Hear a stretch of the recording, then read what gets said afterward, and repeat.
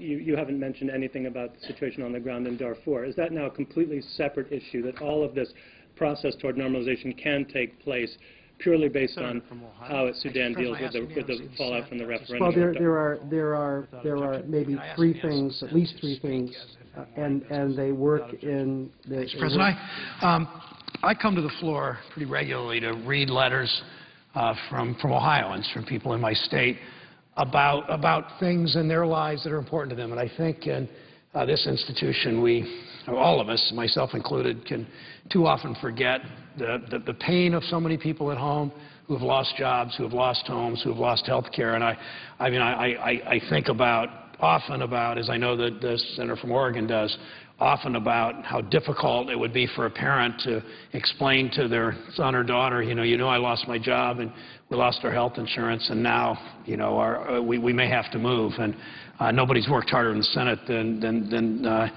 the presiding officer from Oregon on fixing HAMP and reforming some of the programs that can help people stay in their homes. And I appreciate the work that the presiding officer does that way. My letters today are from people all over Ohio about health insurance. And I know that, it was a long fight to be able to take on the insurance companies and basically say to the insurance companies, you're not going to run this health care system the way you have, excluding people with pre-existing conditions, denying claims after they've turned in their insurance after they've been sick, dealing with all the problems people have. And, the business model for insurance, health insurance in this country too often has been the insurance companies hire a bunch of bureaucrats to keep people from buying insurance, pre-existing condition exclusion, and then hire a bunch of people on the other end when someone gets sick and turns in their insurance claims to try to deny them their claims.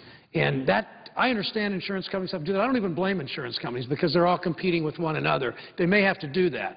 But the fact is it doesn't work for our health care system. That's what we fixed last year, and that's what Ohioans understand. And I guess I don't want to say resent, but in some ways I do resent when I see conservative Washington politicians who have been for 20 or 25 years have had taxpayer-financed health insurance for them and their families, and now they want to vote in the House of Representatives, and some do here, want to vote to take away benefits for senior citizens or take away benefits for small business or young people who have a pre-existing condition or others. So, Mr. President, I'm just going to, won't take too long, but I'm going to read 3 or 4 stories that, or maybe a handful more than that, Laura, I will only mention first names, and these are letters people from Ohio have written me. Laura from Dayton in Montgomery County in southwest Ohio writes, my youngest nephew has juvenile diabetes. He just started college in-state.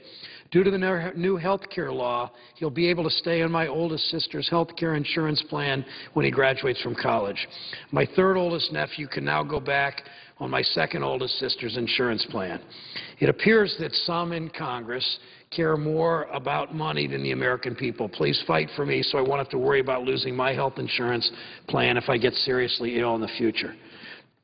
This story comes from Christine in Medina County, and up close to where I live. It's a county south of Cleveland. She writes, my name is Christine. I want to tell you the story of Carol, my mom.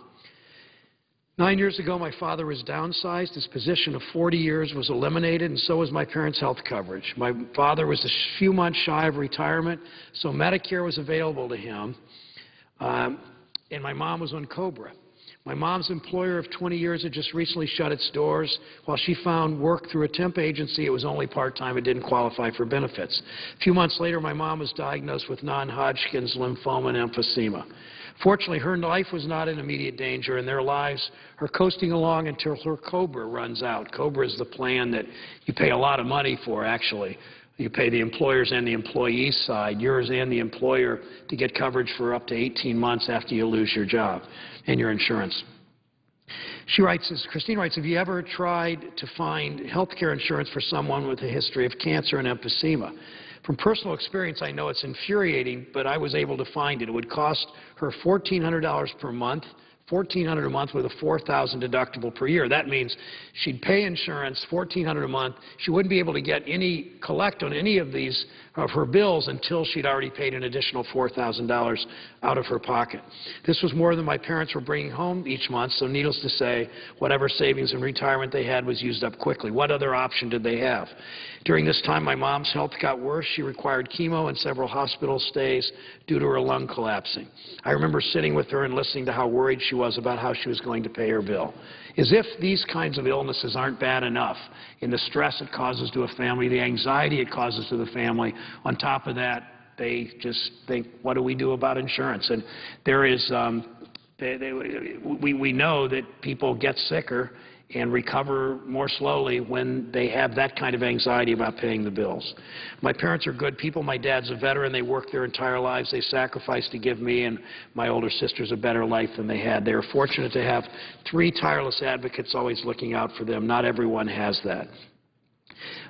She then goes on, state and federal programs are what helped my parents. Without them, I honestly don't know where they'd be today. My hope is you'll remember my mom and everyone like her. Their lives are depending on it.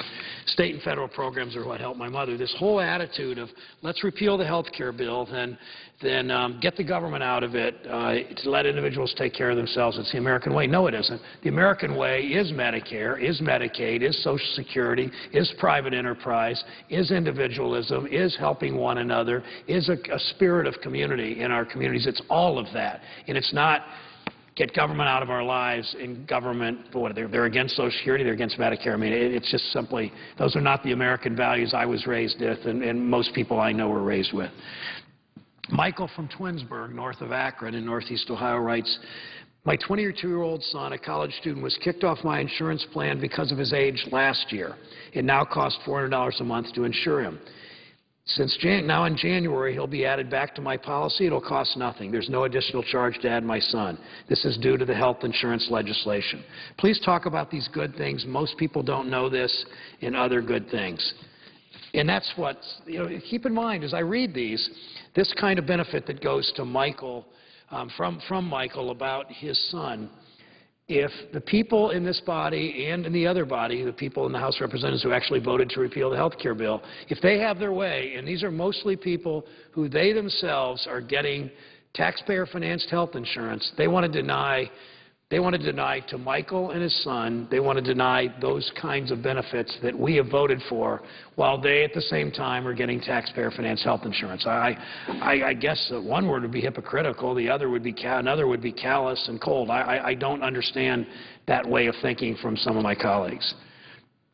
Steve from Groveport writes, in Franklin County, Columbus, the center of the state, I believe the new health care law is one of the greatest things ever done for the middle class. I'm so tired of hearing that many in this country are against it. Every poll I've seen shows it's split down the middle. The other side has got to be heard. And I think that Steve wrote this a couple of weeks ago. I think what we've seen change is as people learn more about these benefits. For instance, come January 1st, every senior in America can go to the doctor and get, without copays and deductibles, can get a physical or can get tested for, can get a mammography or tested for a screen for osteoporosis or get colorectal screening. Seniors also in the so-called donut hole where they continue to pay a premium but don't get a benefit under the Bush-constructed health care bill. There's this huge hole that costs people a lot of money because of the health care bill, because it is law, because Senator from Oregon and I and others voted for it and the President signed it. Those seniors now will see their drug costs during that period cut entirely in half. Not taxpayer subsidized cut in half, but the drug companies giving up half of what they were paid. This is from Donald in Hardin County, north and west of Columbus.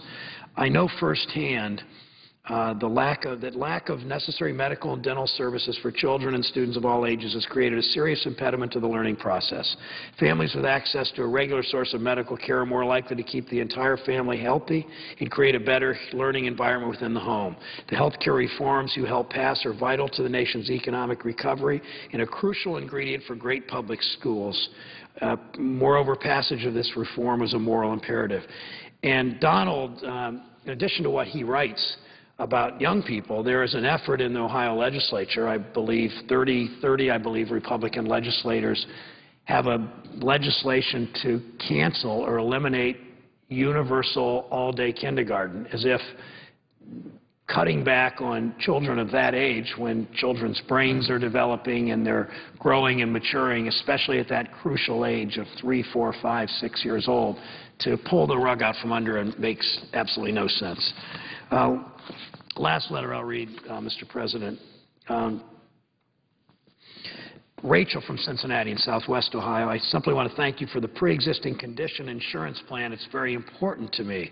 Your support for health care reform is greatly appreciated. Health insurance for my pre-existing condition will become one less thing I need to worry about. Thank you, thank you, thank you, thank you. I can now concentrate solely on finding a job to replace the one I lost in January. Again, Mr. President, I hear people say, I've heard this for years, President Bush once said it a few times, others said it, everybody in this country gets health care. If something's wrong, you go to the hospital, you go to the emergency room. Well, the emergency room doesn't take care of you if you have chronic asthma. The emergency room doesn't take care of you if you have cancer. The emergency room will take care of you if you go in with a heart attack, but the emergency room doesn't take care of you if you need preventive care to keep you out of the hospital, to make you less likely to have that heart attack. And, Mr. President, I read these letters about health insurance. I don't want to debate the health insurance legislation anymore. I don't think we need to talk about this. We've passed a law. We've made things better. We've given people people that have insurance have better insurance now because of these consumer protections. People without insurance now will get assistance. People that have insurance and were about to get thrown off it can keep it. All of these things. We need to focus on the real problems in this country that we haven't addressed well enough, and that is job creation. I'm hopeful that my colleagues will back off this whole idea of let's keep debating health insurance and let's keep relitigating this and let's keep rediscussing it and let's try to repeal it. Instead, fix some things, as the President said last night, make some minor changes in it, but let's go back to what we really need to create jobs in this country, to really focus on helping manufacturing. My state's the third largest manufacturing state in the country. We need to do a lot to make sure, as we innovate, as we do the best innovation in the world and the best development, research and development, that those jobs stay in the United States, don't get outsourced. That's our mission, to make sure these jobs are created here. Mr. President, I yield the floor. I suggest the absence of a quorum. Clerk will call the roll. Mr. Akaka.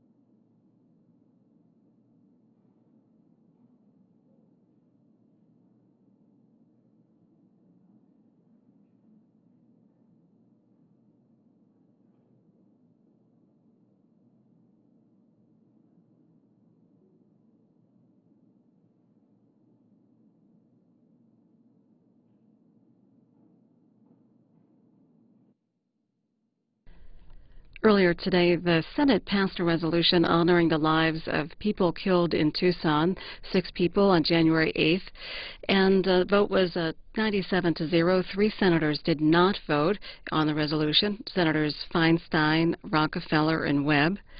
While we're waiting for a senator to speak, we're going to hear from some economic information from the Congressional Budget Office saying today the deficit this year will be $1.5 trillion, with the national debt rising to $18 trillion in 10 years. I want to inflict this on somebody else. Congressman Van Hollen is going to be here in a short period, but he's detained by House business for the moment. So we've agreed that I'll begin, and then he'll address you when he arrives. I'm here to discuss CBO's new budget economic outlook, which was released this morning. CBO's report should be another wake-up call to all of us on the need to get deficits and debt under control. This first graph depicts CBO's new 10-year baseline assumptions with additional policies added in. It shows that due to passage of the tax extension package and the slow pace of the economic recovery, CBO is now expecting to see deficits of more than $1 trillion a year continuing through at least 2012. It shows that deficits will then briefly fall before rising again as the bulk of the baby boom generation begins to retire and health care costs continue to climb. Under the same scenario, gross federal debt is expected to reach 100% of GDP this year and continue rising. I should emphasize that publicly held debt will reach 69% of GDP. It's important to remember that many economists regard anything above a 90% threshold on the gross debt as entering a danger zone affecting future economic growth. And as disturbing as those near-term deficits and debt are, the long-term outlook is even more serious. It is the deteriorating long-term outlook that is the biggest threat to the country's economic security. The warning signs are clear. Earlier this month, 2 of the world's leading credit rating agencies, Moody's and S&P, warned again that rising U.S. debt could lead to America losing its AAA credit rating. If such a thing were to happen, it would be extremely serious for the United States and could set off more global financial tensions. In his recent testimony before the Senate Budget Committee, Federal Reserve Chairman Bernanke called for a demonstration of political will to address the long-term fiscal imbalance. He stated, and I quote, "Nobody doubts the United States has the economic capacity to pay its bills. It's really a question, do we have the political will to do that? And demonstration of political will, that's what the markets are watching. Is the Congress and the public and the administration, are they able to demonstrate that they are serious and that they have enough willingness to work together to make progress? At the point where confidence is lost, that is where you could see a relatively quick deterioration in financial conditions. I very much hope that the people of our country and the people of the Congress and the administration are listening to Chairman Bernanke. I believe he's got it just right. We can't afford to wait until the markets lose confidence in us. We need to act, and we need to act this year. Now, let me be very clear. That does not mean we need to impose deep and draconian cuts this year. Every bipartisan commission that has worked on this problem, including the President's Fiscal Commission, the Domenici-Rivlin Commission, and the commission that was put together by the magazine, the Esquire Magazine Commission, all of them bipartisan, all of them concluded that what is imperative is that we adopt a plan now that is credible and will lead us to stronger financial footing for the future.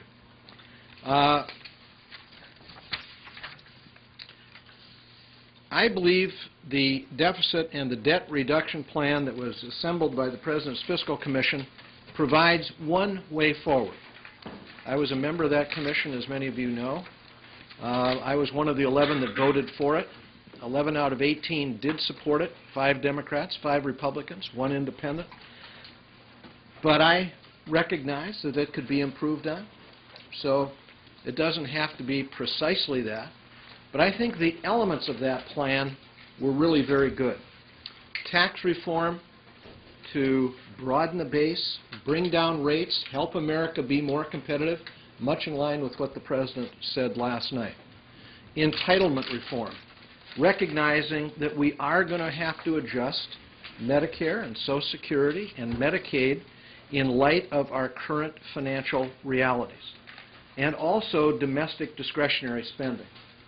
I must say, when I see some of our colleagues in the House talk about $2.5 trillion of cuts to domestic discretionary spending, and don't say anything about reforming entitlements, don't say anything about the revenue side of the equation, I don't think that's the way to solve this problem.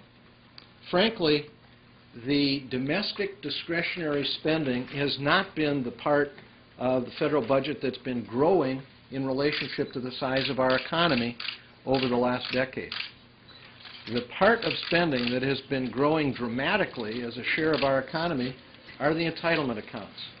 And we're going to have to deal with those, as the Commission indicated. Importantly, the Commission plan had bipartisan support, with 5 Democrats, 5 Republicans, and 1 independent voting for the plan. I think we proved that Democrats and Republicans and independents can come together to solve this challenge. Under the Fiscal Commission plan, as you can see, instead of seeing the debt rise as a share of the economy, we first stabilized the debt and then brought it down to a publicly held debt of 30% of GDP in 2040. Looking at the CBO alternative fiscal scenario, the course we're on, we're headed for a debt that would be 233% of the size of our economy in 2040. That is a stunning, stunning projection.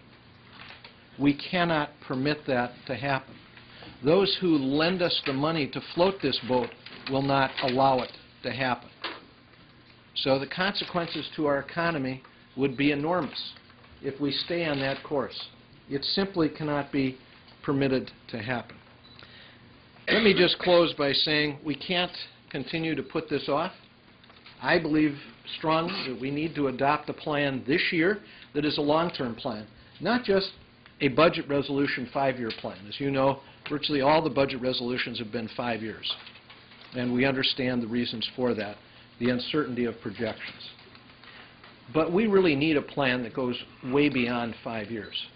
And we're talking about making relatively modest changes now that will pay big dividends as time passes. In that way, time is our friend. But for time to be our friend, we've got to use it. We've got to make decisions. I am very hopeful that we will choose to do that this year. I'll stop there and be happy to answer any questions that people have. Why don't we start right here and I'll go right around. Yeah. Senator, what's your take on Rand Paul's plan that, you said you don't want drastic draconian cuts, yet that calls for hundreds of billions of dollars of cuts pretty much in the here and now. What's your impression? Well, I've not seen his plan, to be direct. I've not seen his plan, so it wouldn't be fair for me to comment on it. Yeah. Senator, were you disappointed that the President didn't swing for the fences a little bit more last night in terms of even discussing entitlement reform with a little bit more detail? Well, I think the President did a very good job of saying to the American people, these are the things we've got to do as a nation to be competitive and to grow the economy. We've got to do the best job of educating our kids. We've got to continue the American trait of innovation. We've got to do everything we can to improve our infrastructure if we're going to be competitive in this world economy. At the same time, we've got to deal with our deficits and debt in a responsible way, and that requires that we fundamentally reform the way our federal government performs. This is a new age, and we've got to recognize that.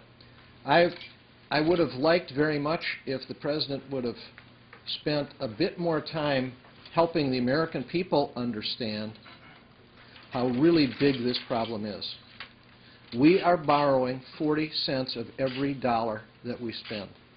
You cannot continue that much longer. On top of that, if you look at the revenue and the expenditures, in 2009, the revenue was the lowest it has been in 60 years as a share of the economy. Spending in that same year was the highest it has been in 60 years as a share of the economy. That tells me that you've got to work both sides of the equation. You've got to do hard work on the revenue side, and that's what the Commission called for, tax reform, to broaden the base, to lower rates, to make us more competitive, and to reduce the deficit. And we've got to work on the spending side of the equation. And it can't just be limited to non-defense domestic discretionary spending. That is a tiny fraction of the federal budget. That can't be the piggy bank to get our deficits and debt under control. It's too small. Yeah. Yes, sir. You just mentioned the tiny fraction, and yet that was one firm proposal we came up with was this 5-year non-defense discretionary freeze. Would that actually accomplish anything in terms of these longer-term plans? Oh, yeah. It would help a considerable amount. A 5-year freeze would have big dividends down the road.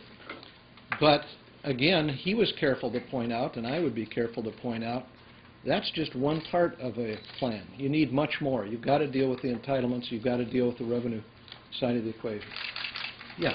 Senator, a number of Republicans came in and introduced a balanced budget amendment. You've seen this a number of times. Is that something at this point you're ready to support, and why? I don't support constitutional balanced budget amendment that claims balance by raiding the Social Security Trust Fund. I don't think that's serious in terms of balancing any budget.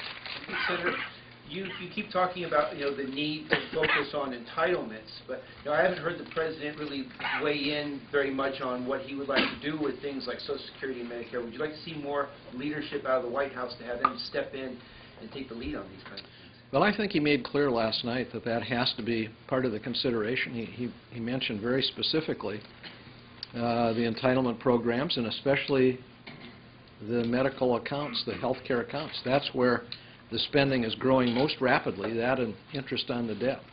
Yeah. Are you part of the bipartisan effort in the Senate to put the Deficit Commission's recommendations into legislation, and do you know what the timeline is on that?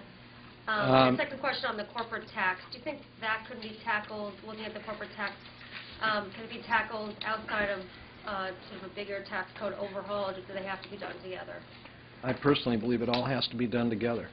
Senator Gregg and I fastened on this idea of a commission, and we did so after hours and hours and hours of discussion. One of the conclusions we reached is it's got to be a grand compromise. You've got to have all the elements of a package together. That's the only way it's going to be big enough to address the problems that we confront. Second, we believed everything had to be on the table. Third, we believed everyone had to be at the table, including the administration. You'll recall in our design of the commission, the Secretary of the Treasury and the head of OMB were 2 of the 18 commissioners.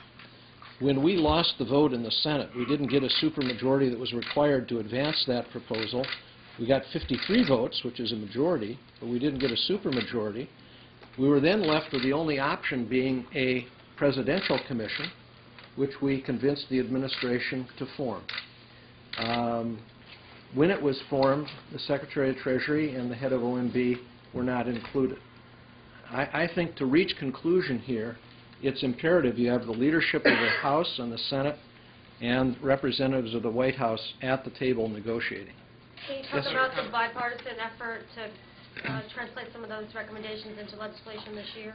Yeah, I'm not aware of a timeline. That work is very much underway. It's a fairly large group of senators, Republicans and Democrats. Senator Conrad, you weren't able to pass a Senate budget resolution last year.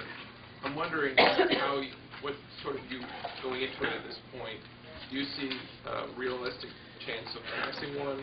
And are you going to try and for the first time in a long time, bring Democrats and Republicans to pass a bipartisan budget resolution, because historically these have been basically partisan documents, which seems like it would be sort of symbolic since the House is Republican. Is this really the vehicle for maybe getting some bipartisanship early in the process?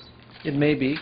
You know, I personally believe what I've said publicly and privately is there needs to be a summit involving the White House and the House and the Senate to agree on a long-term plan that goes way beyond a 5-year budget outline. I've personally never thought the budget resolution was a place to do the long-term plan that's required, because almost always Congress does a 5-year budget. What's required here is much longer term than 5 years. Yeah? You clearly stated your view that there's a need for this, but just looking at the political situation you're facing, how likely is it that there's going to be any action on that kind of It's extraordinarily difficult. And let's be very, very clear. When the American people are asked what they want done and to prioritize what they want the deficits and debt dealt with. But when they are asked very specifically, will they support changes in Social Security? The polls say no. Changes in Medicare? The polls say no. Changes in defense spending? The polls say no. Changes in defense spending? The polls say no. There's got to be leadership to help persuade the American people this problem is so big that you've got to deal with all of those things. Nothing can be sacrosanct. Nothing can be excluded. Hey, Senator Conway. Chris, yeah, welcome. How are you? Nice to see you. We'll take a break and have Congressman Van Hollen make a statement, and then we'll go back to answering questions. Well, thank you, Ken. Thank you very much. Thank you. And I want to thank the Senator for all his leadership on these very important budget matters and issues of importance to our economic growth and jobs and being fiscally responsible. Long history of that, and look forward to working with you on that. I'll just make a few comments, and then I obviously look forward to answering the questions with the Senator. Look, what this CBO report says, and I should say I just came from the first hearing in the House Budget Committee today, is a mix of good news and bad news. The good news is it indicates that the economy seems to be on a sustainable growth path forward, that the double-dip recession that many of us feared is not likely to happen. And I think it's pretty clear that that's the result of a lot of measures that have been taken by the Congress and the President over the last 2 years that helped provide stimulus and support to small businesses and other businesses around the country that helped get the economy moving again. Obviously, 2 years ago when the President was sworn in, that first State of the Union speech, the economy was in free fall. And so the good news is the economy seems to be rebounding, and obviously the most important thing we can do in terms of getting ourselves back into at least a little better territory when it comes to deficits is to get economic growth going. Now for the not the bad news though. Obviously what it shows is we continue to face a very difficult fiscal situation, and the longer term problems are very real and cannot be answered by economic growth alone. And the Senator has, I'm sure, discussed some of the challenges we face, and he served on the commission. So let me just end with this. Our number one priority has got to be pursuing 2 tracks. One is to make sure that we don't do anything to damage the economic recovery, which is in a very fragile state.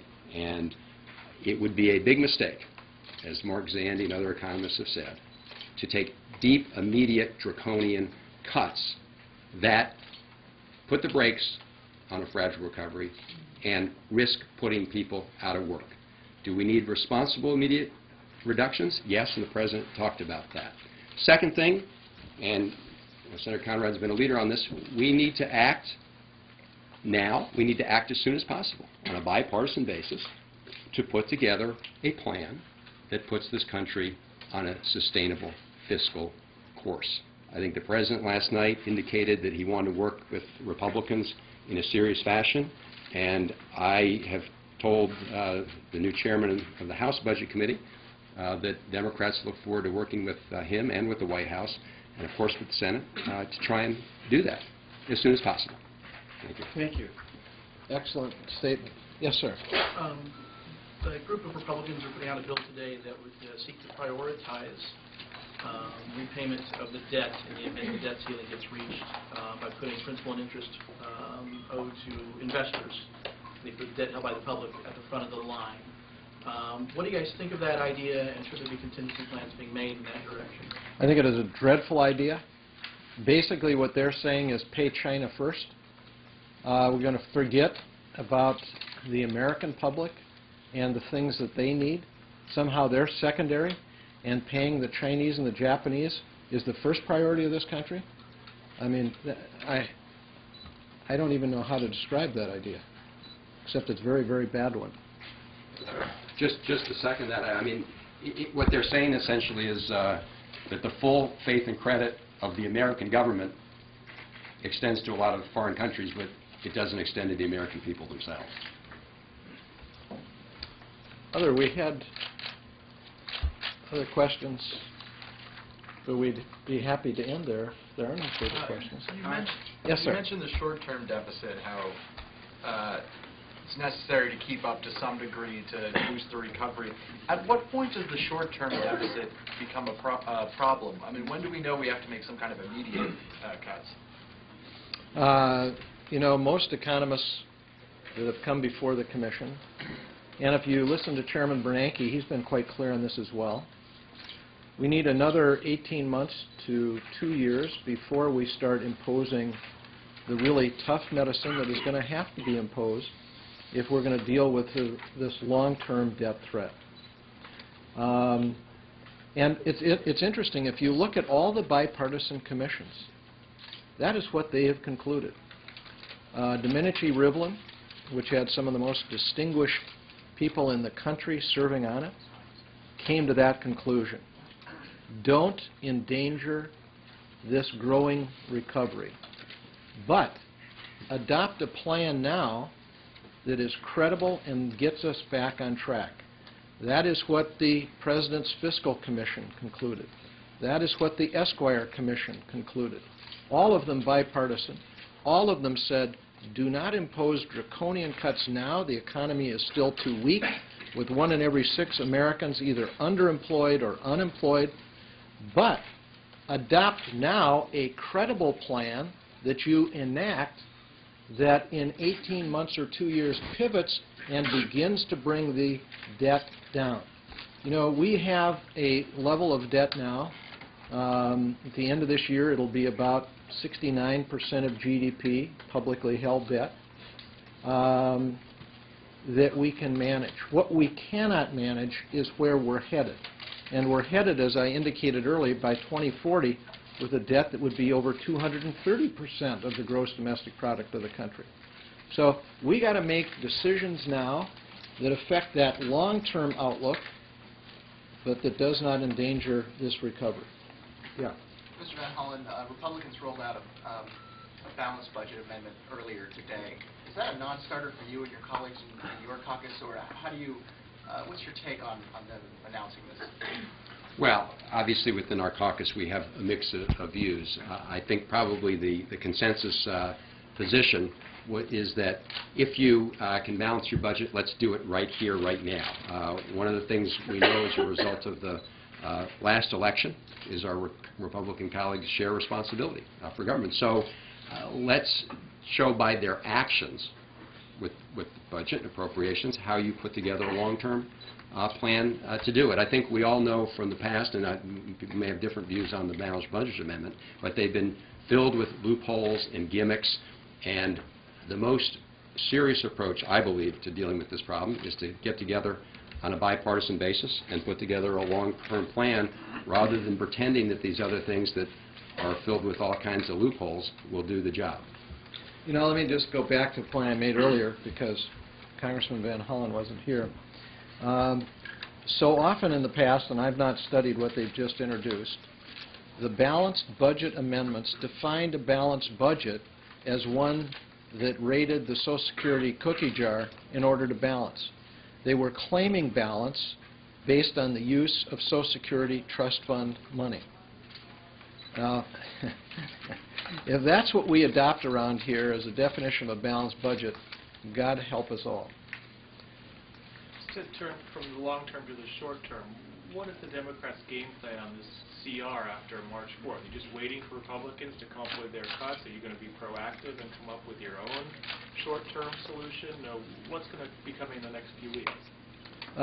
You know, we are just back together now, so I don't think there is a finished plan on how to deal with the continuing resolution. That'll be a subject of discussion in the days ahead. If I could just comment on the House situation. Yeah.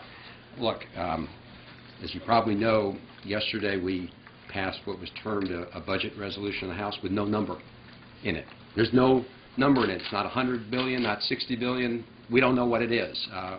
We were told that you had to wait till CBO came out with its numbers. So today CBO's come out with our numbers. Maybe later today we'll have some idea of what they are. Speaker of the House was asked on TV just a few weeks ago to identify any specific cut he would make. He didn't come up with one.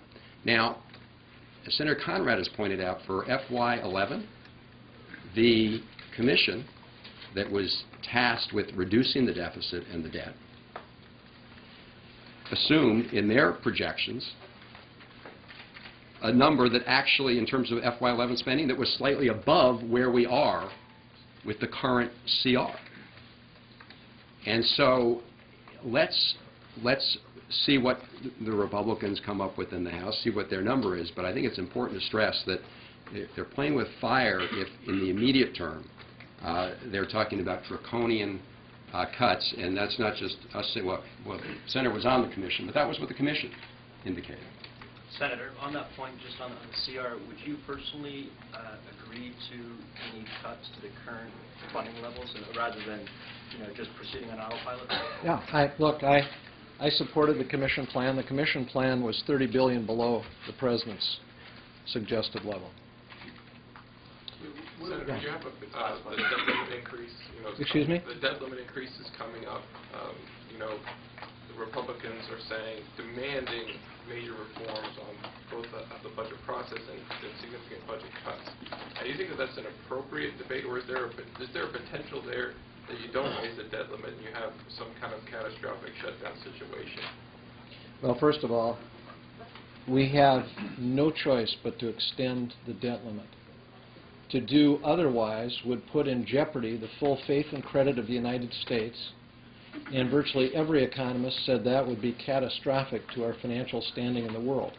So these are debts we've already run up. They have to be paid.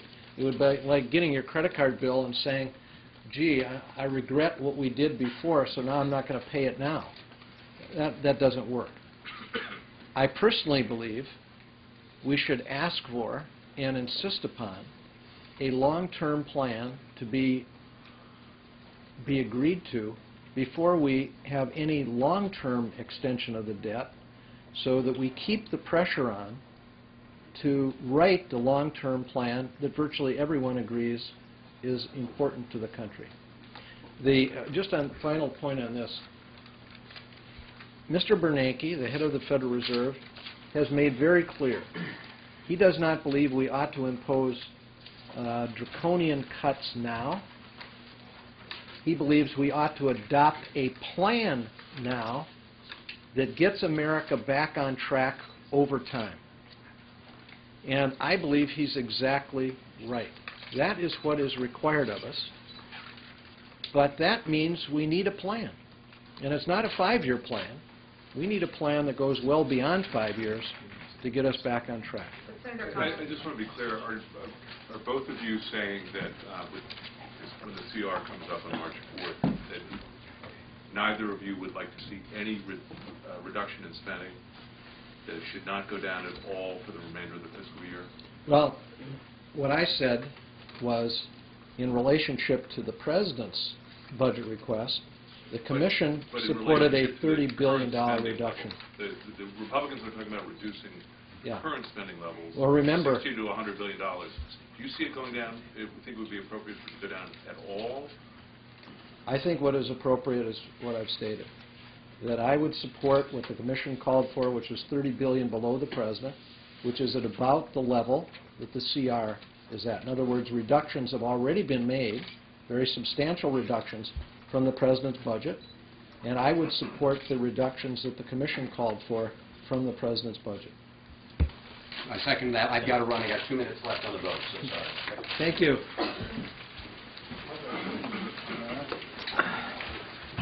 We're going to have our technical examination.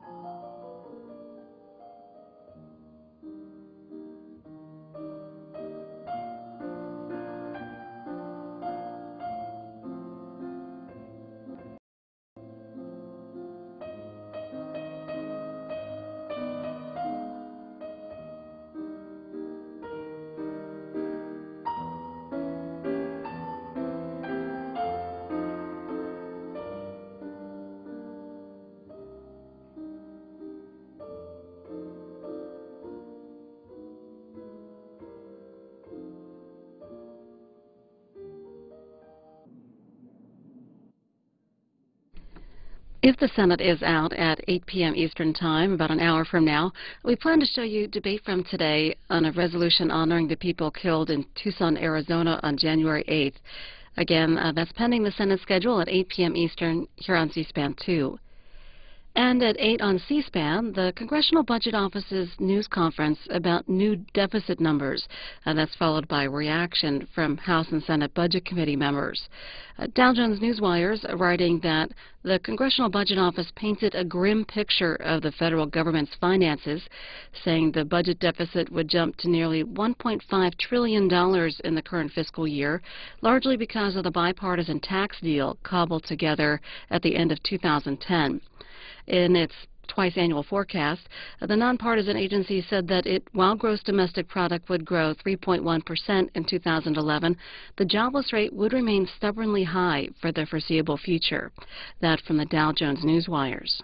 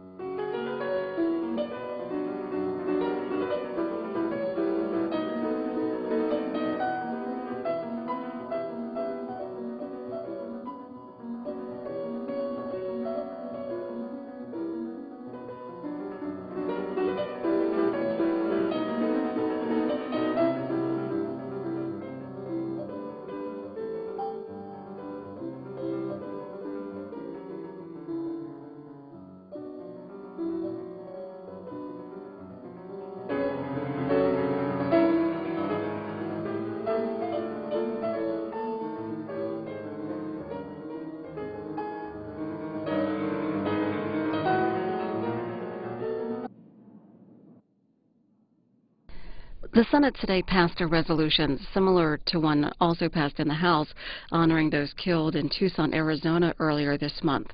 We'll have the debate on the resolution from today after the Senate is out here on C-SPAN 2. An update on Representative Gabrielle Giffords, who was injured in the shooting. The Associated Press writing that the Congresswoman is at a Houston Rehabilitation Center where she's begun intensive therapy and will have a valve inserted into her breathing tube to help her speak. At a news conference this afternoon, doctors said they removed a tube draining excess fluid from her brain on Monday, and that she's ready to begin full rehabilitation.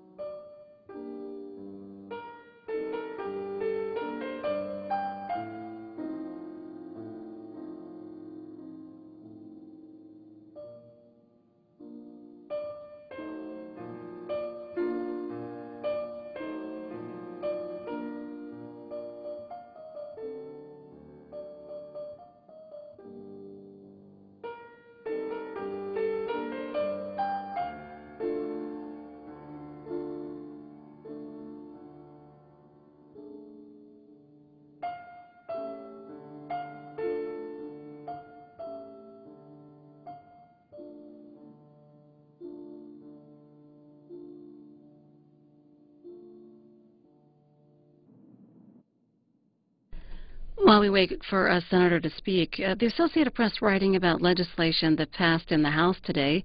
Members of the House voted to end the current system that allows people to check a box on their income tax return and dedicate $3 of their payments to presidential candidates. Supporters of the bill say that will reduce federal spending by $617 million over a decade. The legislation passed with a vote of 239 to 160. Meanwhile, the Hill writing that of the 25 House votes held in the first 3 weeks of the 112th Congress, Republicans have seen only one defection, and that happened today with that House vote to end publicly financed presidential campaigns. One lone Republican, Walter Jones, voted against it.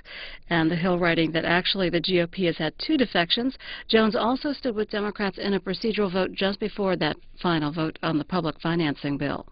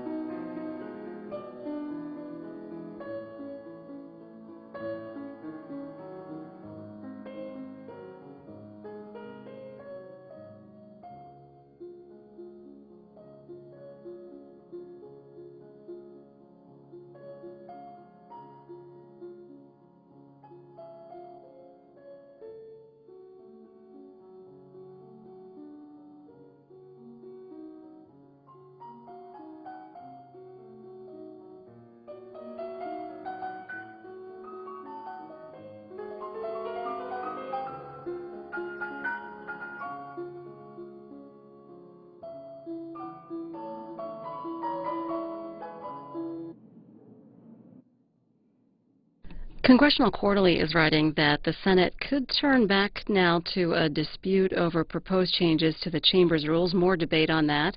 Off the floor, Senate leadership has continued to negotiate a more narrowly tailored package of Senate rules. And CQ writing that armed with new budget figures that show a record deficit for this year, Republicans are expected to press forward with aggressive spending cuts. House GOP leaders are aiming to slice at least $55 billion to $60 billion out of the government's bankroll this year, a move that they say would help balance the budget and get the nation's fiscal house in order. According to the Congressional Budget Office, the fiscal 2011 federal deficit will rise to an all-time high. And you can see the CBO's briefing from today on C-SPAN starting at 8 p.m. Eastern Time, about a half hour from now.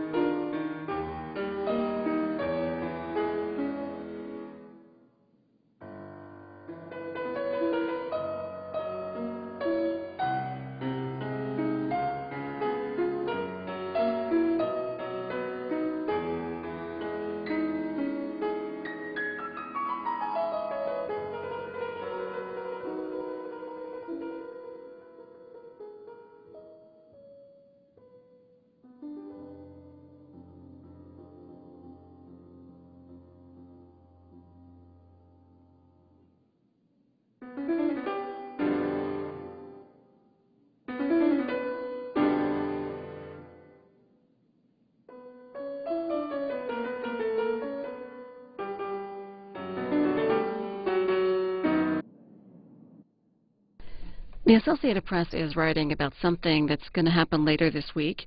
Officials say Pentagon leaders will roll out a plan Friday that's expected to give the military services about 3 months to train their forces on the new law allowing gays to serve openly in the military. The plan will outline the swath of personnel, recruiting, and other regulations that must be changed, and it'll describe 3 levels of training for the troops, their commanders, and key administrators and other leaders who'll have to implement the changes. Also, the House schedule for this week and next week, they're not in session. The next legislative work will happen on Tuesday, February 8th.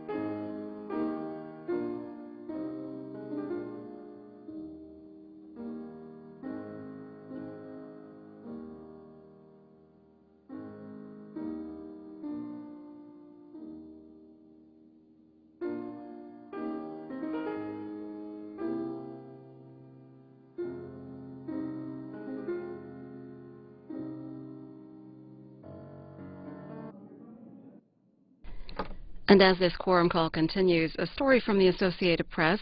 A bipartisan group of senators today pledged to work together to revamp the federal No Child Left Behind law. And that's happening a day after President Obama called on lawmakers in his State of the Union address to speed up the overhaul of that policy. Education Committee Chairman Tom Harkin said he hopes to have a bill to President Obama by the end of the summer. The law has been credited with raising reading and math scores, but it's also tagged more than a third of U.S. schools as failing.